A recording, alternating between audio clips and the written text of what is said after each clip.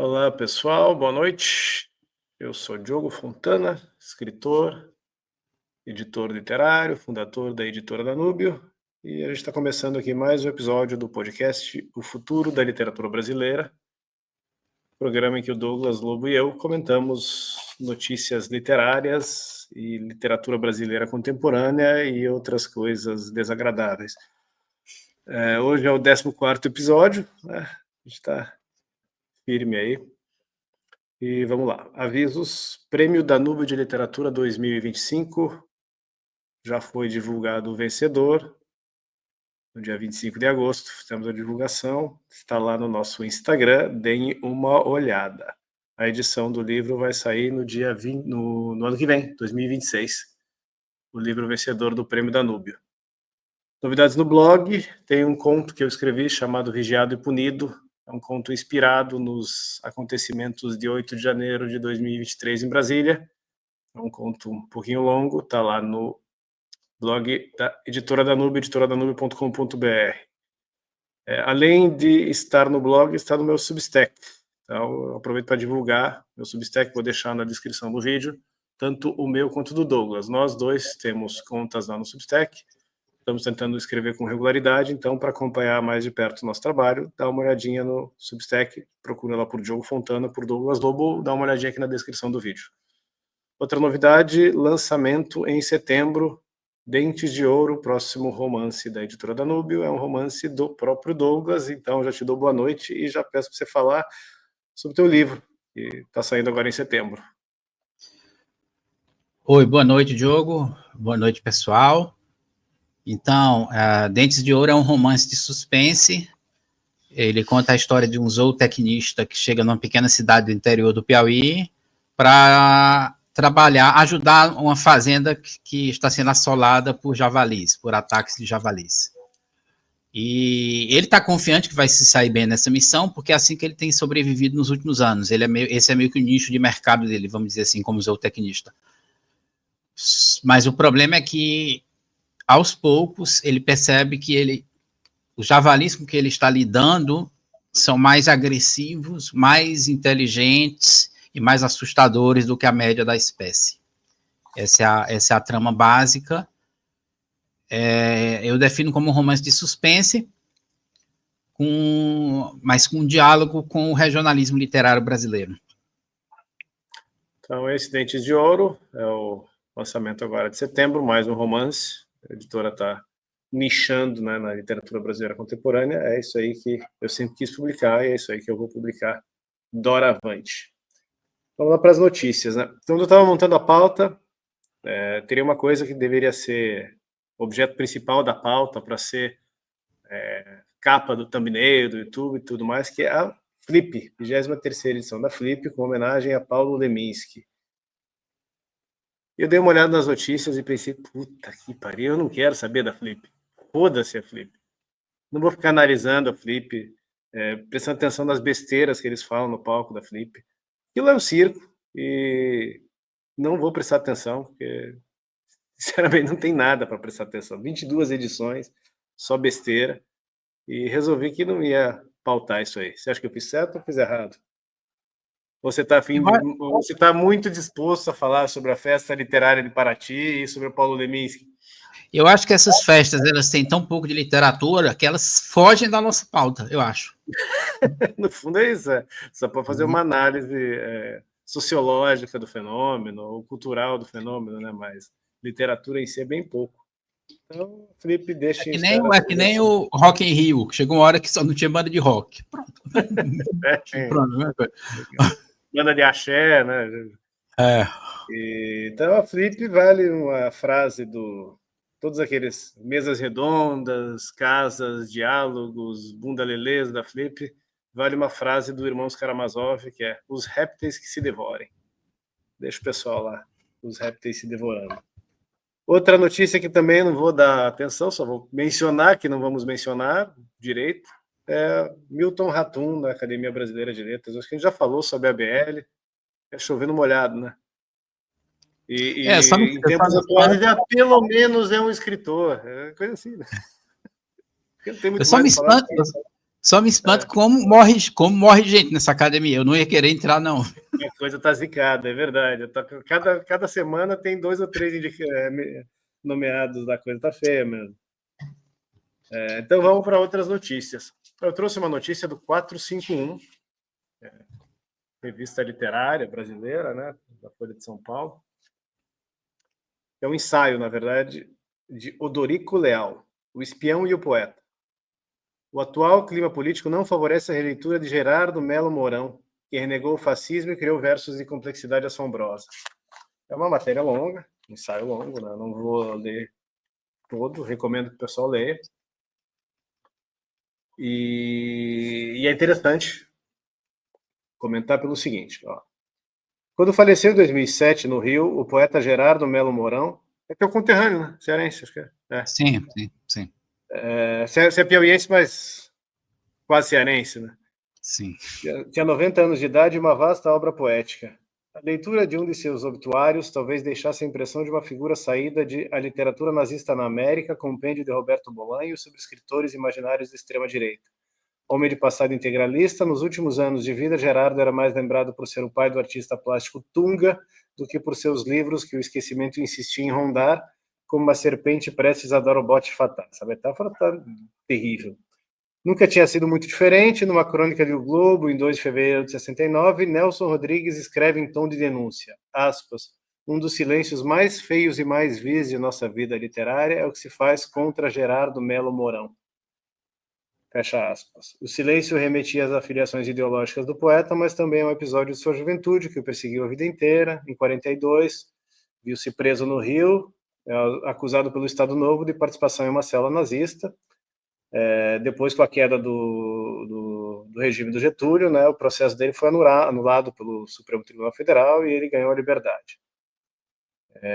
Enfim, eu achei interessante trazer isso porque, veja só, é o 451 falando do Gerardo Melo Mourão e dizendo que o atual clima político não favorece a releitura, uma figura, porque teve lá um passado integralista e foi perseguido por uma ditadura proto-fascista, né, que era do Getúlio Vargas. Mas a gente tem um monte de figuras na literatura brasileira dos anos 60 em diante que tiveram destino análogo, né? Não foi só o Gerardo Melo Mourão. Qualquer sujeito que tivesse qualquer coisa que parecesse ser de direita foi sendo escanteado e foi sumindo do mercado editorial sistematicamente, né? Antônio Olinto, José Geraldo Vieira, Gustavo Corsão, Tasso da Silveira, em outros campos um Miguel Reale. Queria que você comentasse então a respeito desse apagamento, cancelamento avant la lettre que aconteceu na cultura brasileira dos anos 60 para cá, né? Com muitos e muitos nomes na literatura. À medida que o sistema literário ia sendo dominado por uma determinada corrente política, começou um processo de silenciamento de qualquer um que não integrasse explicitamente aquela corrente política. Eu acho que foi isso que aconteceu, e é curioso, é exatamente isso, é um silenciamento.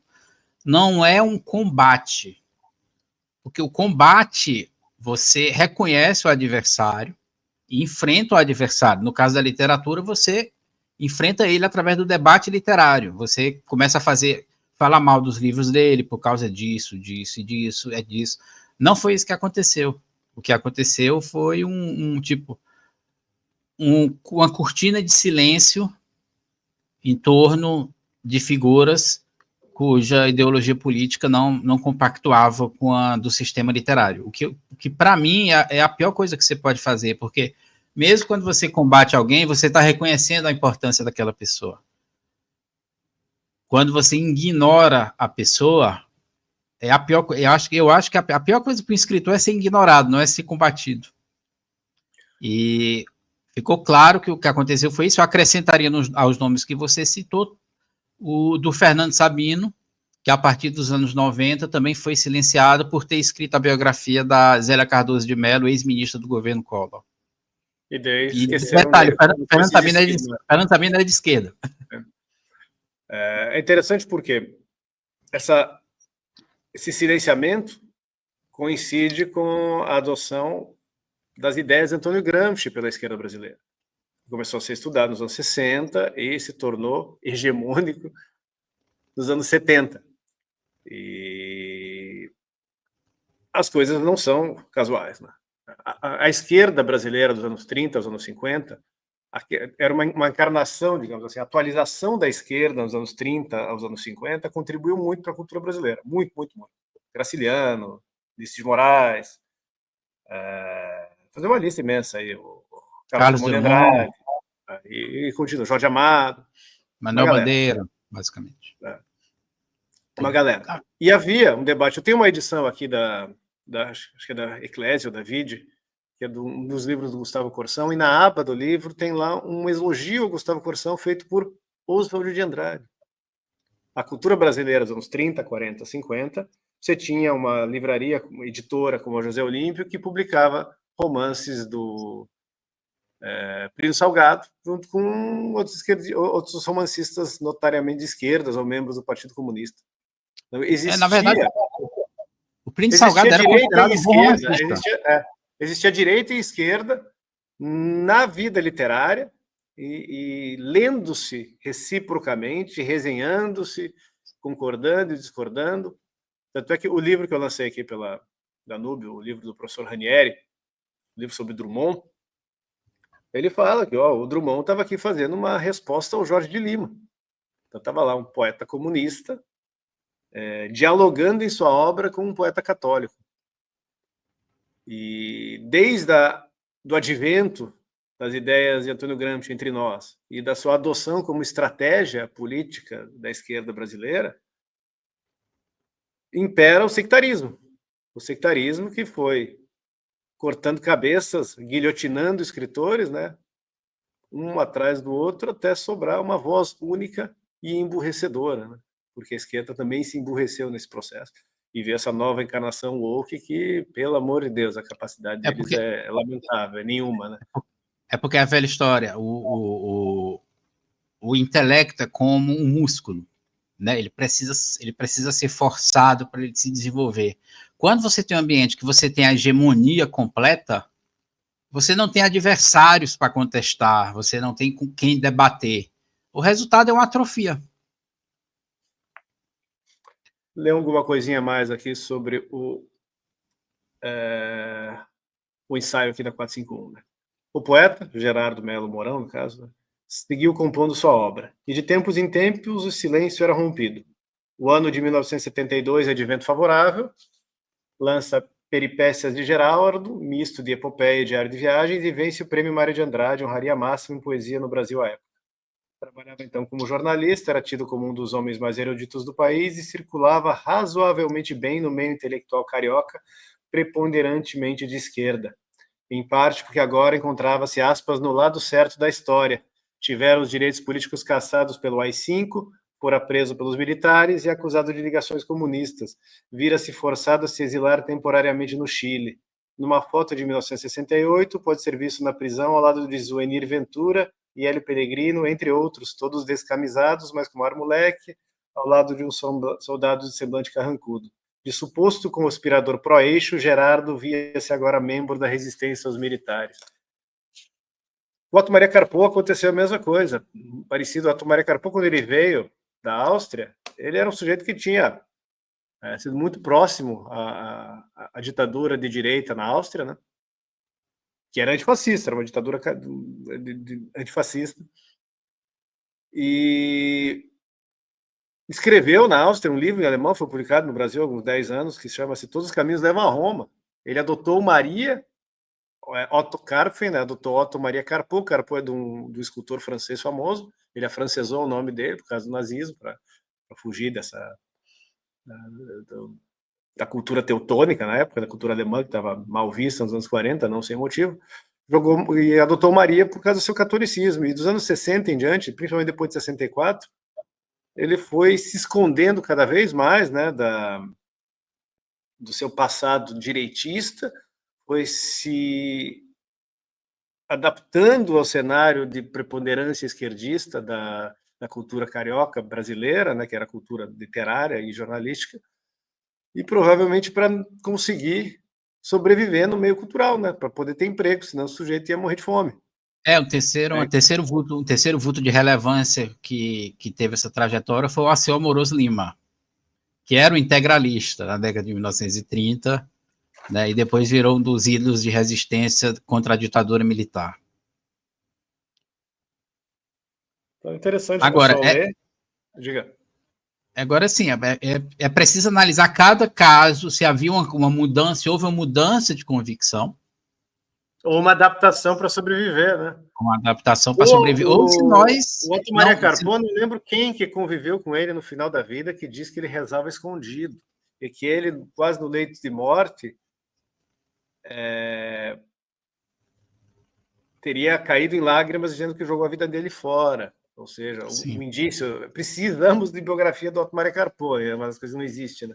Um dos indícios de que ele teria, assim, realmente se acovardado pelo cenário brasileiro e acredito que a oposição dele ao regime militar era sincera, que não estava errado nisso, né? Fazer uma outra coisa, uma outra notícia aqui, então, que dá para fazer um gancho. Eu mencionei que nos anos 40, 50, na cultura brasileira, você tinha um Jorge Lima, um poeta católico, em diálogo literário com Carlos Drummond, um poeta comunista, que essas coisas eram muito comuns, né? E agora ficou esquisito, porque não falou da Flip, mas na Flip é aquela festa woke, né? A gente sabe sem ver, a gente sabe que é samba de uma nota só, uma voz só, discurso único, é aquele modelo que a gente já falou várias vezes aqui, da literatura pautada pelas universidades americanas e a cosmovisão da esquerda identitária, e o pessoal só falando sobre isso, né? E eu acho interessante que a editora Paulus, aqui notícia da Publish News, 6 de agosto de 2025. Paulus Editora lança edital para a seleção de romances religiosos voltado ao público juvenil e adulto. A iniciativa tem como objetivo valorizar obras literárias que abordem temas cristãos e espirituais de maneira profunda, acessível e envolvente. O Brasil tem tradição de poetas católicos, né? Murilo Mendes e Jorge Lima, e ensaístas, escritores. O Corsão é romancista, o Corsão escreveu um romance só, e era ensaísta. E você tem também aí Jorge Bernanos, Chesterton, Graham Greene, tem um monte de escritor católico, ou cristão de modo mais abrangente, como C.S. Lewis, Tolkien, que era católico. Existe toda uma tradição romanesca e poética também de escritores cristãos e católicos, e isso está sumido no Brasil. Eu sou cético em relação à qualidade do que a Paulus vai conseguir compilar, que eles vão publicar 10 obras inéditas, é difícil conseguir 2 ou uma, né? Mas eu acho interessante, né? E aqui, entre temas sugeridos para os textos estão sentido da vida e processos de conversão, vivências religiosas e espirituais, doutrina social da igreja, cultura urbana e juvenil, a geografia, superação da violência e dos transtornos emocionais, testemunhos de fé, outros temas livres vinculados ao patrimônio da fé cristã. Diga o que você ia dizer, comente. Só é preciso tomar cuidado de não confundir literatura católica com literatura edificante, são coisas diferentes. Tá?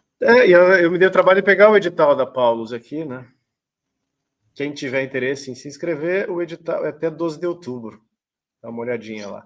Como eles mencionam, jovens, eu acho que eles estão buscando coisa. Eu acho que eles mencionam que é para jovens, não? Ou não? Jovens e adultos. Aqui, ó. Edital de chamamento público para a seleção de textos originais a serem publicados um novo catálogo de romances religiosos. O presente edital convoca participantes a apresentarem textos inéditos e originais para integrarem um novo catálogo de romances religiosos, composto por obras endereçadas ao público juvenil e adulto, com temáticas cristãs, católicas e ou ecumênicas, valorizando a tolerância e a diversidade cultural e religiosa brasileira. O romance, aqui, ó, isso eu achei interessante. O romance religioso é um gênero literário que explora temas relacionados à fé, espiritualidade e experiências religiosas. Essas obras podem abordar a vida de personagens que enfrentam dilemas morais e espirituais. Não era isso aqui que eu queria achar, era outra parte. Deixa eu achar aqui. Aqui, ó, isso aqui é interessante. É importante ressaltar que não se tratam de obras catequéticas, mas sim de livros e literatura. Pelo menos que eles dizem que estão procurando. Aí tudo bem. Eu não acho que tenha gente capaz de escrever 10 romances literários que não vão ter, no final, um tom catequético, né? É difícil achar um. Mas acho louvável a editora da Paulus, a iniciativa da Paulus. Né? Vamos ver se sai alguma coisa boa, vou observar. E o que você acha? Eu acho, eu li que esse gênero está crescendo nos Estados Unidos, inclusive, viu, no mercado editorial de lá. Eu acho que é uma tendência. E é natural que no Brasil apareça esse gênero por causa da guinada cristã pelo qual o Brasil passou nas últimas décadas, né? Tanto por parte dos evangélicos quanto dos católicos. Eu acho natural que comece a surgir, vamos dizer, um gênero literário respondendo a essa mudança social. E eu acho interessante. Eu acho é uma boa diversidade, né? A pessoa fala tanto em diversidade. A pessoa fala tanto em diversidade, isso é diversidade. Isso é uma coisa nova, diferente e até relativamente nova na tradição literária brasileira, porque também não tem tanto escritor católico, assim, tem um ou outro, Luz Cardoso, o que mais? O Cornélio Pena. Cardoso, o próprio Fernando Sabino no Encontro Marcado, pode ser considerado um romance católico também. Nelson Rodrigues. Não necessariamente romances católicos, mas católicos escritores, né? Católicos escritores. Não uma literatura católica, mas uma literatura feita por católicos, ou por cristãos. Sim. Então, sucesso a Paulo, que dê certo isso aí. Apesar que é difícil, porque não tem escritor nesse país. Né? Outra notícia aqui de concurso literário, também da Publish News, do dia 6 de agosto, TikTok lança concurso literário para descobrir autores independentes. Em parceria com as editoras Globo Livros, HarperCollins e Record, a plataforma premiará escritores, incluindo contratos de publicação e visibilidade na plataforma. Você que me mandou essa notícia, esse treco é grande, né? É cachorro grande aqui. São editoras fortes, né? Inclusive um internacional. E o ganhador vai receber da editora. A editora vai investir no livro. Na verdade, são 3 livros, um para cada editora, um para cada gênero literário. Cada ganhador para cada ganhador, a editora vai investir R$300 mil em publicidade no TikTok. Aliás, em publicidade, eu acho, não é nem no TikTok que eles dizem no edital, só fala 300 mil. Eu deduzo que seja no TikTok, já que o TikTok é parceiro, né? Mas eu confesso, eu fiquei perplexo, eu não sabia que o TikTok estava gerando esse volume de negócio, assim, não, por editor investir R$300 mil no livro. Agora, tem uma coisa aqui que me parece uma palhaçada, eu vou ler para você agora que eu estava lendo. Eu nem tinha lido a notícia direito, vamos lá. Para concorrer, o autor deve se inscrever na primeira fase, que ocorre de 11 a 30 de agosto. A inscrição exige o envio de uma sinopse em PDF, com entre 1.000 e 1.500 palavras, por meio do site oficial do concurso, livrosdofuturo.com. Após essa etapa, o concurso continuará com 2 fases, uma votação aberta de vídeos no TikTok sobre os livros e uma avaliação dos manuscritos completos por um júri qualificado. Para se inscrever, você não precisa escrever livro nenhum. É um concurso literário de promessas de escrita de um livro. Eu acho muito improvável que o fator engajamento, número de seguidores não seja crucial na escolha das obras. Eu acho muito difícil que o fator literário predomine puramente. Eles estão usando um misto de como se capta livro em mercados como americanos, que é através de uma book proposal, não é através do livro, que essa sinopse aí, na verdade, você for pegar o edital, ele é um book proposal, né? Exatamente a sinopse. Além da história, você tem que ter uma argumentação, qual é seu público, por que é que você acha que o seu público vai gostar. Eu acho que isso vai pesar, e eu acho que o número de seguidores vai pesar também. Eu já recebi algumas book proposals no e-mail da Danúbio, embora nunca tenha pedido para ninguém, e eu simplesmente não gosto disso aí. Não gosto. Eu também não gosto. Filho, me manda um capítulo aqui, quero ver se você sabe escrever. Você sabe escrever ou não sabe escrever, é isso que me importa. Porque, veja bem, a book proposal mostra que o escritor sabe escrever uma book proposal. Você pode ser, sei lá, bom de negócio e tal, mas eu quero saber de literatura. Negócio é secundário para mim. E você imagina também, por exemplo... TikTok é negócio prepondera, né? Não é uma coisa... Não você pega o edital, claramente, eles estão procurando uma literatura comercial. Isso fica explícito. no edital. Não tem problema, pode existir, não tem problema nenhum, existe no mundo inteiro, só que eu não gosto do papo furado, né? Segundo a empresa, a iniciativa é uma celebração à comunidade BookTok, que vem se consolidando como um importante espaço de fomento à leitura e à escrita no país. Come on, peraí. Né? Não, mas agora, eu vi lives de gente no mercado editorial dizendo que as editoras brasileiras estão vendo o TikTok com uma esperança de rejuvenescer o público dela. Né? Agora, do ponto de vista cultural, não, né? Não. A salvação cultural não virá do TikTok. Talvez a salvação orçamentária dessas editoras, mas não cultura brasileira. Eu costumo dizer assim, pegue grandes livros e tente imaginar uma book proposal. É isso que eu ia pensar, imagina ali uma Divina Comédia, Memórias Póstumas de Brás Cubas.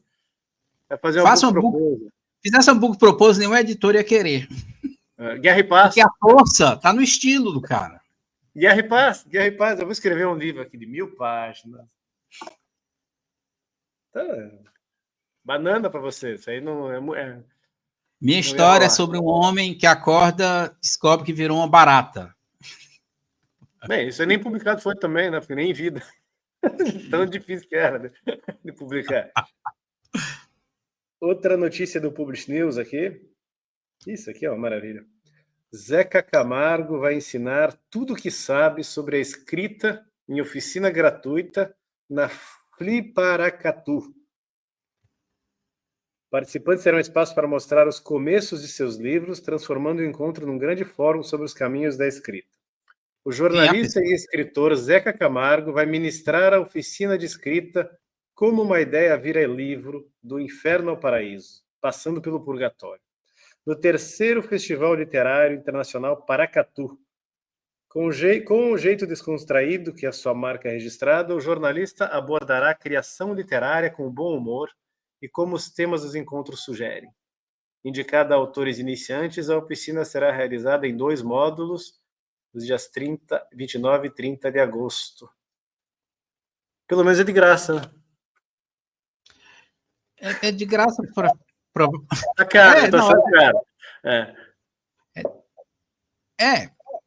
Assim, você mora perto, apareça. Vou falar a verdade, o que o Zeca Camargo tem para ensinar sobre escrita? Sério? Tá aqui, pariu. Né? Zeca Camargo, vamos ver aqui. O módulo Paraíso das Ideias será na sexta 29, com pauta voltada para as possibilidades de criação. No princípio é o inferno, brinca Zeca. Para ele deve ser mesmo. Qual é o meu ponto de partida, sobre o que vou escrever, história pessoal, 100% ficção, um mix das duas coisas. Olha, tem muita gente se metendo nesse negócio que devia estar fazendo essa coisa da vida, né? Talvez Camargo, ele era VJ da MTV. É isso aí que tinha que estar fazendo, apresentando videoclipe, ou sei lá, apresentando um programa de variedade. É um bom apresentador do Fantástico, não sei se está no Fantástico, mas não sei se existe Fantástico. Mas essa é a praia do cara, meu. A terceira Fliparacatu é patrocinada pela Kim Ross via Lei Rouanet do Ministério da Cultura. Tem apoio, até tudo bem, a Lei Rouanet não sou contra, não, mas tem apoio da Caixa, da Academia de Letras do Noroeste de Minas e parceria de Minas. É por isso que é de graça. A remuneração dele deve estar dentro do patrocínio, né? Por isso que ele pode fazer de graça. Ao menos ser de graça, eu acho isso um mérito. Enfim. Então, tem muita gente que está jogando fora de posição, né? Que, por vaidade, provavelmente, né? Porque ninguém tem a coragem de dizer a verdade na cara, está se metendo onde não deveria. Às vezes porque os mercados estão ficando tão nichados que as pessoas estão perdendo dinheiro. O cara tem que se reinventar, ele tem que começar a ser versátil. Não, mas eu digo, pô, pessoa que é organizador, você vai chamar alguém para... Você vai conferir autoridade para alguém, ensinar aspirantes a escritor a escreverem seus livros, inclusive estimulando para que esses aspirantes a escritor apresentem o início das suas obras, para que seja discutido e debatido. Aí você pensa assim, tem várias pessoas na sociedade brasileira. Quem que eu vou chamar? Zeca Camargo. É este cara que vai ensinar novos escritores como é que se faz. Eu lembro em Curitiba uma vez que tinha uma campanha de outdoor num colégio de ensino médio, e eles chamaram para fazer a campanha assim, Gabriel o Pensador. Essas coisas acontecem no Brasil. Você consegue imaginar um cantor de hip hop fazendo uma publicidade de uma escola nos Estados Unidos? Ou na Não, porque não tem Inglaterra, ou na sentido. França? Você consegue imaginar um apresentador de variedades, um programa de variedades, sei lá, não sei que... Estou desatualizado da TV americana, talvez você saiba aí. Pense aí num apresentador, o David Letterman, que era de talk show. Ele vai ser o sujeito que vai falar aqui sobre escrita criativa, como é que você escreve romance, literatura. Essas coisas acontecem lá. Você vai chamar pelo menos o sujeito que dá aula de escrita criativa, ou o sujeito que escreveu romances de algum valor. E não, sei lá, só porque o sujeito é celebridade, porque no fundo se trata disso, né? Oba-oba. A ideia deles.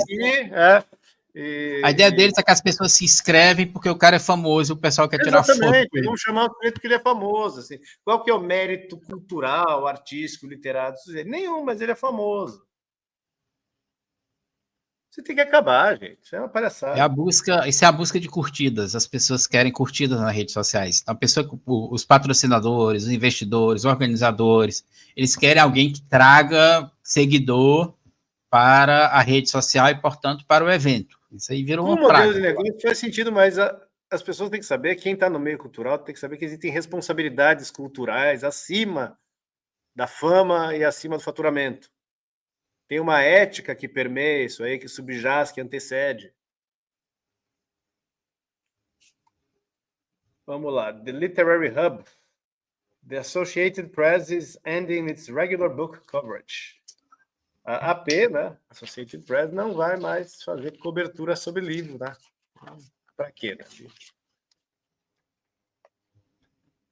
In good news for people who love bad news, the Associated Press is apparently ending its regular literary coverage. A partir de setembro, de 1º de setembro, o Media Hub, eu não sei como é que a gente diria, acho que é uma agência de notícias, né? Algo assim. Isso. Hub de notícias. Não vai mais soltar resenhas de livros, de lançamentos literários. Você chegou a ler isso aqui, né? Você que me mandou, não foi? Isso, eles dizem que não tem público suficiente, não tem gente suficiente interessada para ler resenhas literárias. E aí, portanto, eles estão querendo, eles acham que não compensam o custo, porque os colaboradores, quem escrevia era remunerado, né? Então, você escreve, o cara escrevia, mandava para a Associated Press, e a Associated Press divulgava para os jornais, né? Mundo afora, que provavelmente não estavam nem publicando essas resenhas, né? Até porque não tem mais o suplemento. Isso, ela entendeu que era um custo desnecessário.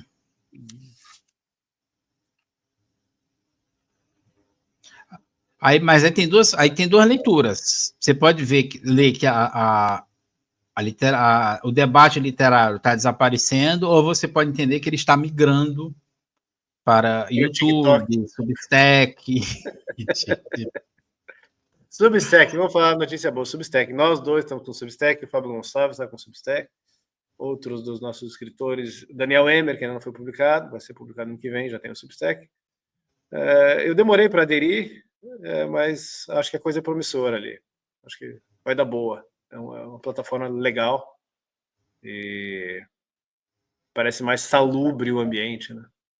Mas a gente também tem que ver, Diogo, desde que a internet surgiu, muita gente falou assim, os críticos vão acabar. Porque o que é um crítico? É alguém que ele escrevia lá a crítica, você lia, mas você não tinha interação. Aí as pessoas dizem, não, agora com a rede social, o youtuber, né, fala lá, ou o cara escreve lá no Substack, e aí as pessoas respondem e começa a ter um debate literário, vamos dizer, meio que em tempo real. E aí, portanto, esse formato da crítica por escrita unidirecional, ele estaria fadado à extinção. Essa é a leitura que as pessoas faziam desde que a internet chegou. Por exemplo, com o cinema, eu acho que isso já aconteceu, porque o cinema, como o cinema é uma arte popular, foi uma das primeiras formas de mídia que os youtubers abraçaram para falar, para conversar, foi cinema. Com o tempo, aquele debate entre os youtubers, ele passou a atrair mais o público do que um crítico escrevendo no jornal sobre o filme. Talvez a literatura tenha chegado nesse momento, já que agora, por causa do TikTok, ler meio que está na moda agora, todo mundo está tirando foto da biblioteca, do gatinho com livro, essas coisas. Então, talvez. Agora, toda atriz de Hollywood tem um clube de leitura agora também. Então, a Dua Lipa tem... fala no YouTube sobre literatura e dizem que fala muito bem. Pior que acho que ela é da Albânia, se não me engano. Você sabe agora que sim, cantora pop. O que as pessoas estão esquecendo é uma coisa: a crítica literária, eu concordo nesse ponto com a Pauline Kael, a crítica literária de cinema dos Estados Unidos, a mais famosa, né, já falecida. Ela considerava que a crítica literária era em si uma obra de arte, um gênero. É um gênero literário em si, pô. Você tem um monte de gente aí que você lê pela qualidade literária, inclusive, a começar pelo Otto Maria Carpo, que eu já citei aqui, mas tem Harold Bloom, Camille Paglia e uma galera aí, Brasil e fora.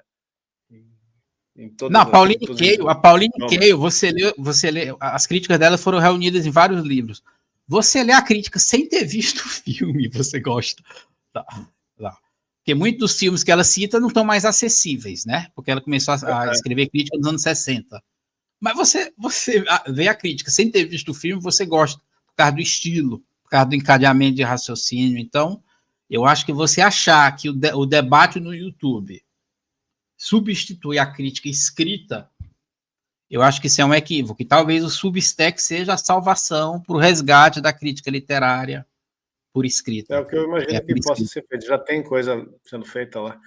E última vez que eu estive em Montevidéu, eu tenho uma livraria grande lá, importante no centro, e a seção de crítica literária era muito grande, gigante. E também tinha uma seção de crítica teatral, que ocupava várias prateleiras. Então, em língua espanhola, e num país vizinho. O Uruguai é o país que mais lê da América Latina e proporcionalmente também é o mercado editorial mais pujante da América Latina. Um país minúsculo, menor, população menor que a grande Curitiba, menor que a grande Fortaleza também. 3,3 milhões de habitantes e tem bastante livraria, bastante publicação, bastante editora. Proporcionalmente ao país é o povo mais culto da América Latina. E essa sessão de literatura, de crítica literária, me deixou encantado. Quando o pessoal fala em sumiço da crítica, a gente tem que pensar no sumiço de um gênero literário, né? Não exatamente um sumiço, mas um encolhimento muito grande de todo um gênero literário, apreciável. Notícia aqui do Ministério da Cultura, foi no gov.br pegar. Biblioteca Nacional envia a primeira remessa de livros brasileiros para a Palestina. Iniciativa leva obras traduzidas para o árabe por meio do Programa de Apoio à Tradução a Centros Culturais da Cisjordânia.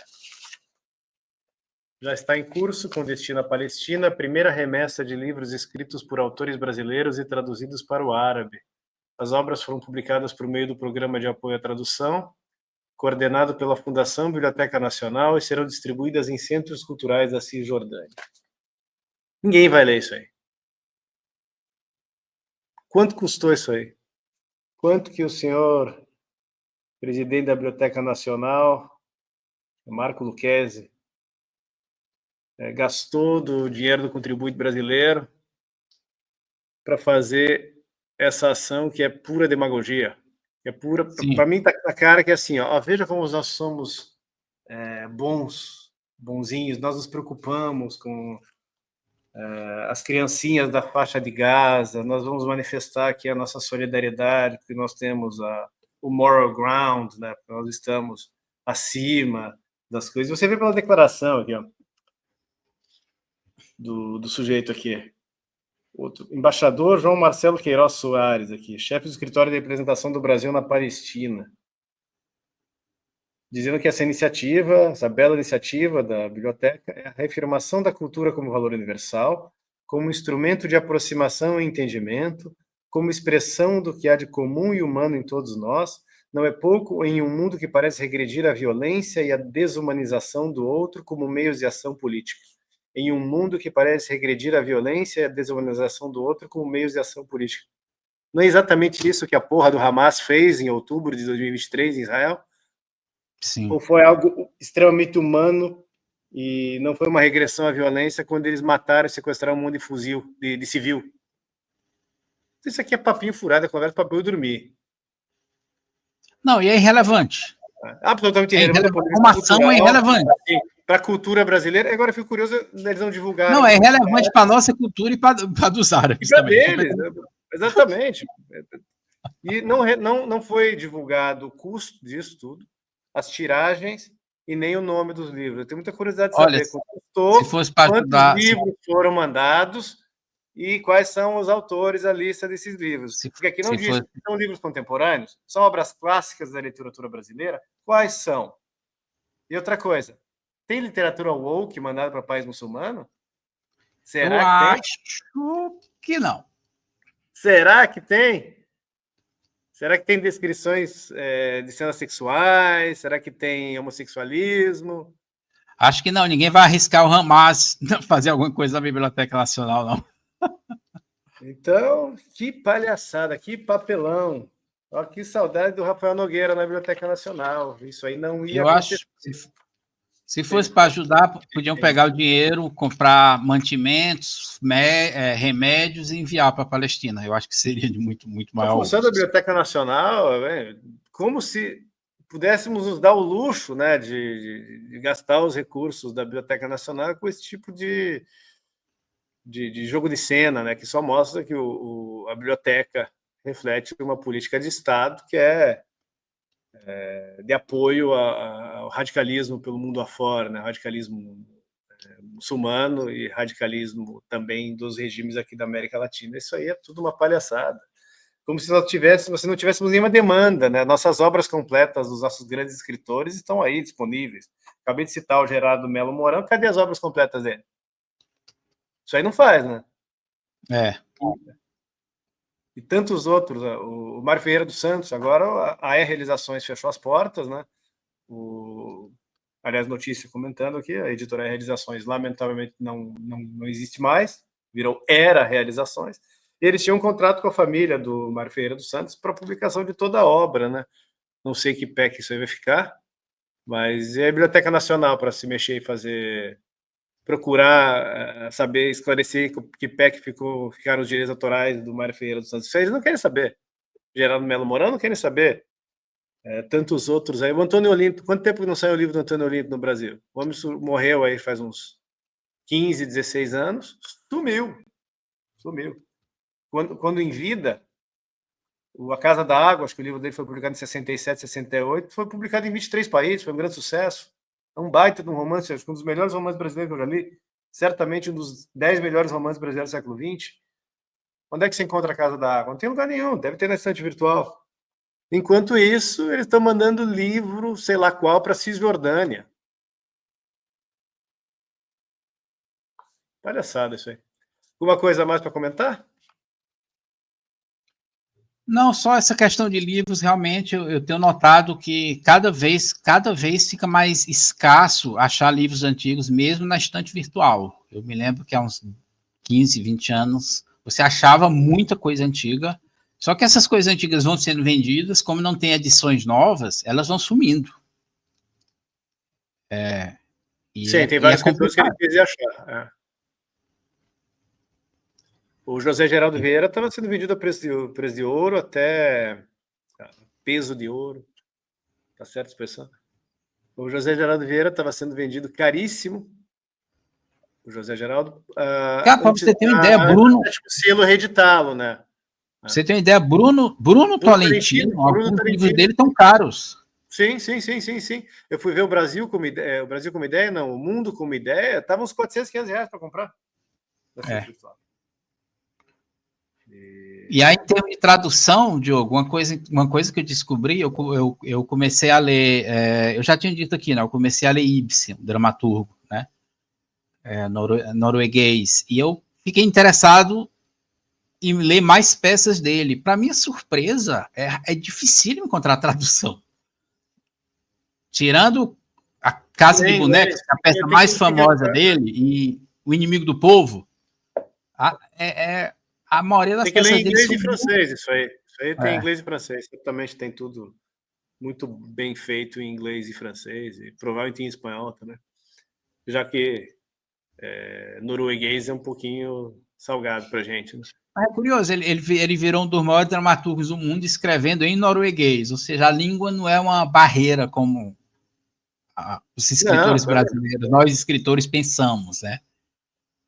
Que, escrevo em português, estou condenado ao ostracismo. não, dá para internacionalizar, sim. Vamos entrar naquela parte de leitura. O que você está lendo? Você trouxe alguma coisa aí ou nem lembrou? Eu estou lendo poesia clássica, né? O Cancioneiro Popular Português, ali do final da Idade Média, do final e começo da Idade Moderna. A minha ideia com isso é aprender um pouco da dicção, do ritmo de fala do português antigo, já seguindo um dos conselhos que eu li no livro do Goethe, né? No livro do Goethe, não, no livro do secretário do Goethe, em que ele narra os diálogos que ele teve com Goethe, conversações com Eckermann, não sei se a pronúncia é essa, estou falando o nome dele em inglês, que o Goethe recomenda que você tente ler o registro mais antigo na sua própria língua, a versão mais antiga da sua língua, e se não tiver disponível, tente encontrar a língua mais próxima possível da sua e vá o mais distante historicamente. Então, eu estou muito interessado em ler o português medieval para poder aprender um pouco, poder ter a sensação de ler uma língua que é a minha, mas que tem feições, componentes clássicos, né, vamos dizer assim. E aí eu leio em voz alta, porque eu aprendi com Stanislavski, né, no livro de Stanislavski, que um dos exercícios de ritmo, né, para o ator, mas que eu acho que também serve para o escritor, é ler a poesia em voz alta. E aí eu fico lendo em voz alta para tentar assimilar um ritmo arcaico, totalmente fora do nosso mundo contemporâneo, que eu acho... A ideia é se aproximar o mais possível de como se eu tivesse voltado no tempo e tivesse lá, na Idade Média, né, lendo os textos. Essa seria mais ou menos a ideia, porque o Goethe dizia que sem essa bagagem da forma clássica da sua própria língua ou de outra similar, você jamais seria um grande escritor. Eu lembro que você comentou comigo a respeito disso, do Goethe, dessa dica dele, eu achei interessante. Agora, esse português medieval, ele é dialetal, né? Ele ainda não é o português formado, porque foi Camões que deu a forma clássica, né? Que fez esse influxo classicizante na língua portuguesa, inserindo a gramática latina para valer ali, né, nos sonetos dele, inspirados em Petrarca, e nos Lusíadas. E daí a gente carece mesmo, assim como Goethe, você comentou, estava falando comigo, que o Goethe leu muito em inglês, né? Porque o alemão não é uma língua tão antiga em tradição literária, ele leu muita coisa em inglês pela proximidade. Eu acho interessante ler em espanhol, até comentei com você, né? Porque em espanhol, sim, se você pegar ali século XVI e XVII, você tem muita coisa com essa formatação clássica, Lope de Vega, Tirso de Molina, Quevedo, e dá para fazer uma lista gigantesca, né? O próprio Lazarillo de Tormes, o picaresco, mas ali você tem um sabor clássico que é um pouco escasso na literatura em língua portuguesa. Você tem os sermões do Padre Vieira, tem muita coisa, tem o próprio Gregório de Matos e tal, mas em português não é tão farto quanto em língua espanhola, né? E o que eu estou lendo é em língua espanhola. Eu tenho lido muita coisa em língua espanhola. Estava lendo o Mário Benedetti, vou mostrar aqui. Terminei faz algumas semanas. Escritor uruguaio. Gracias por el fuego. Baita romance. E agora estou quase terminando. Vou terminar assim que eu desligar a gravação aqui, porque faltam 13 páginas. Esse romance aqui, La Campanha, do Carlos Fuentes, escritor mexicano. Não é exatamente a mesma coisa que eu estava comentando, de ler numa língua próxima, no seu registro mais antigo, para pegar os aspectos clássicos e até arcaicos do idioma, mas eu acho que é muito proveitoso para nós que somos escritores, ou para quem quer que seja aspirante a escritor, ler a literatura do século XX em língua espanhola, inclusive a latino-americana, porque tem muita coisa muito boa, muita coisa muito boa mesmo, e é bem próximo do português. Me ajuda muito, eu aprendo muito como escritor. Diga. No boom do realismo mágico dos anos 60 e 70, né? Você pegar a correspondência do Fernando Sabino com os companheiros literários dele, os 3 outros mineiros, ele defendia na época que os escritores brasileiros aproveitassem essa onda do realismo mágico, que é significativo que a maioria não aproveitou, mas ele dizia, na verdade, que seria mais uma coisa vamos dizer, uma embalagem, porque ele defendia que, na verdade, vamos dizer, a tradição cultural do escritor brasileiro, a tradição, vamos dizer, global do escritor brasileiro é a tradição ibérica. Picaresca, inclusive. Exato. Que é a coisa mais picaresca do que Memórias do Sargento de Milícia, aquilo ali é aparentado demais com o Lazarillo de Tormes, ou até mesmo com Cervantes. Então, eu acho muito proveitoso. Esse romance aqui, só para comentar brevemente, La Campanha, é a história de um jovem argentino que, na época do processo de independência argentina, em 1810, tem seus 20 anos, e é um sujeito que está ali com suas leituras francesas, né? Seu Rousseau, seu Montesquieu, seu Diderot, seu Voltaire, palpitando na cabeça, e que se envolve naquelas discussões de café e tal, e ele acaba se envolvendo nos acontecimentos políticos, né? E passa por grandes peripécias. Olha um elemento meio picaresco aqui, porque essa campanha do título é porque ele vai em campanha por toda a América Latina durante uma década, nos processos de independência. Ele vai indo para lá e para cá, sendo envolvido nos acontecimentos, e ele vai parar no Chile, vai parar no Alto Peru, na Bolívia, na Venezuela e no México. Essa parte final aqui está no México, o escritor é mexicano, então começa em Buenos Aires, e ele vai fazendo todas essas peripécias, se envolvendo em campanhas militares e milícias, e é muito bacana, a reconstrução histórica é muito bacana, e o mote ele vai atrás, porque no fundo ele não está atrás só de questões políticas, né? Ele está atrás de uma mulher por quem ele se apaixonou em Buenos Aires em 1810, e ela está percorrendo a América Latina atrás dela. Então essa campanha dele é ambígua, né? Não são só as campanhas militares, é a própria campanha dele atrás da amada dele, a Ofélia. Baita romance, nunca tinha lido nada do Carlos Fuentes, né? Estou sempre ampliando as leituras de mais romancistas, eu acho que é importante ter um baita leque aberto, e ele tem uma obra muito grande e pretendo ler mais coisas dele, e espanhol, né, sempre no original, né, galera, dá para ler facinho. Mário Benedetti também, São Uruguai aqui, Gracias por el Fuego, novelista uruguaio muito bom. O bom do espanhol é que, como é uma língua similar, dá para usar os recursos que a gente aprende. Sem dúvida, exatamente. Você como escritor, nós como escritores, lendo um bom romancista como Mário Benedetti ou como Carlos Fuentes, você aproveita para a própria criação literária. Já que nosso acervo em língua portuguesa, né, é pequeno, relativamente pequeno, e isso em espanhol é gigante. São 22 países, e só na Espanha uma galera, mas tem... A literatura argentina é sensacional, a literatura uruguaia tem gente boa, tem muita coisa boa aí, vale a pena, né? E a história de Portugal se cruzou com a da Espanha, né, em determinado momento. Então existe o tempo inteiro, né? Foi até a União Ibérica. Vamos lá. Então, agradecer o pessoal que chegou até aqui. Já que vocês chegaram até aqui, façam aqueles negócios de todos, de curtir, se inscrever, compartilhar, mandar para a galera que possa se interessar. Procure a Danúbio não só aqui no YouTube, mas em outros lugares, né? Tem no Instagram. Procure a gente no Substack. Eu, Diogo Fontana, Douglas Lobo, tem lá no Substack. Visite a nossa livraria, livrariadanubio.com.br. Lá você vai encontrar os meus 2 romances e os livros do Douglas, o Areia Movediça, que saiu em 2021. E agora o Dentes de Ouro, né? Esse programa é gravado.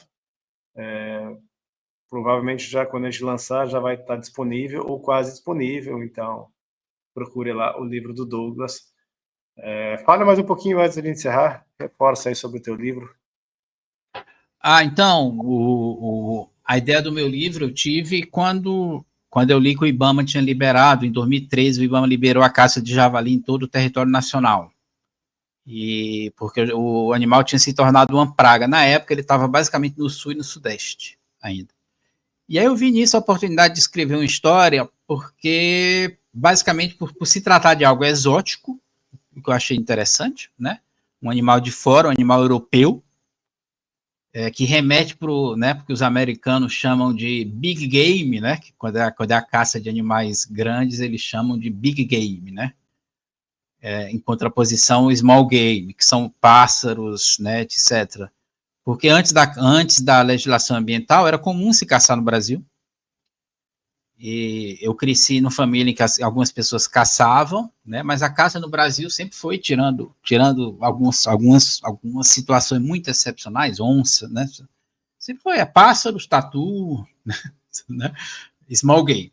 O javali é uma caça de big game, né, e eu achei interessante isso, tá? É uma chance de escrever um romance de caça com um animal europeu. E aí eu pensei em várias histórias, queria escrever no sul, uma história ambientada no sul, numa fazenda do sul, né? Um fazendeiro lá era assolado por javalis, e aí ele contratava um caçador, e aí, mas eu decidi que, não, eu vou esperar chegar até o interior, o interior que eu conheço, que é o Piauí, que eu me sinto mais seguro para ambientar a história. E a história ficou na minha cabeça, eu me dediquei a outros projetos, e aí um dia na internet eu estava, né, casualmente pesquisando sobre javalis, que eu continuei sempre pesquisando, e aí achei um relatório do IBAMA que atestou a presença de javalis em 15 municípios do estado do Piauí, ou seja, então pronto, agora, porque eles começaram no sul, estão no nordeste e estão subindo, provavelmente vão chegar até o norte, né? E aí eu decidi, eu fiquei muito indeciso entre escrever um livro tipo Moby Dick, né? Que a caça à baleia, a caça ao animal é só um pretexto para uma série de toda uma reflexão sobre a condição humana, ou escrever uma história mais no estilo de suspense, onde a trama tivesse um papel mais importante. Eu acabei optando por escrever um livro de suspense, onde a trama tem um papel importante, embora exista. Eu defino o livro como mainstream fiction, né, para ficar num termo que o mercado americano usa, que não chega a ser um livro, vamos dizer, totalmente de entretenimento, mas também não é um livro que se pretende, vamos dizer, altamente literário, é um meio termo. É um livro que tem um forte elemento de trama, que é muito comum em obras mais comerciais, mas tem toda a preocupação com a linguagem, com a verossimilhança, em construir personagens autênticos. E ambientação também. ambientação, algumas reflexões sobre a natureza humana, mas não tão profundas quanto em Moby Dick, e alguns simbolismos, mas também não tão acentuados quanto em Moby Dick. O Moby Dick é uma obra cheia de simbolismos. E é isso, eu considero um livro acessível,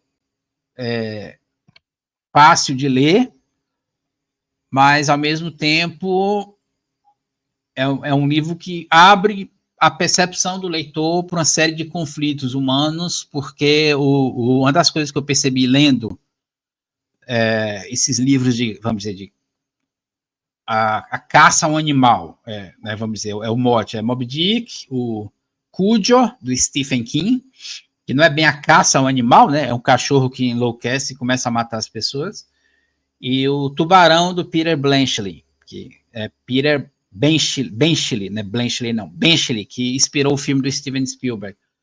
Eu percebi que o animal é só um pretexto, embora, evidentemente, ele tenha que estar configurado como animal, tem que ter uma pesquisa, etc, mas ele é basicamente não dá para você sustentar uma história só assim, o cara caçando um bicho, não dá.